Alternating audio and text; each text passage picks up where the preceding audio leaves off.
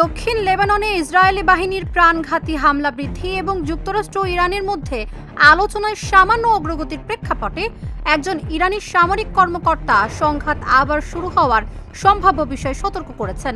অন্যদিকে মার্কিন president Donald Trump ইরানের আরও একটি প্রস্তাব উড়িয়ে দেওয়ার পর তেহরান বলছে সংঘাতে জড়ানো বা আলোচনায় ফেরার সিদ্ধান্ত এখন যুক্তরাষ্ট্রের হাতে। ট্রাম্প প্রশাসন কর্তৃক এখন পর্যন্ত প্রত্যাখ্যাত একটি ইরানি প্রস্তাবে হরমুজ প্রণালীতে নৌ চলাচল উন্মুক্ত করা ও ইরানের ওপর মার্কিন অবরোধ তুলে নেওয়ার কথা বলা হয়েছে। তবে ইরানের পারমাণবিক কর্মসূচি নিয়ে আলোচনা পরবর্তী সময়ের জন্য রেখে দেওয়া হবে। এর আগে যুক্তরাষ্ট্র তেহরানের নতুন শান্তি প্রস্তাব প্রত্যাখ্যান করেছে। প্রেসিডেন্ট ডোনাল্ড ট্রাম্প বলেছেন, সর্বশেষ প্রস্তাবে ইরান অগ্রগতি দেখালেও তিনি এখনও সন্তুষ্ট নন। শনিবার ইরান জবাবে বলেছে, যুক্তরাষ্ট্র আলোচনার মাধ্যমে সমাধান চাইবে নাকি যুদ্ধে ফিরবে সেই সিদ্ধান্ত তাদের ওপরই নির্ভর করছে।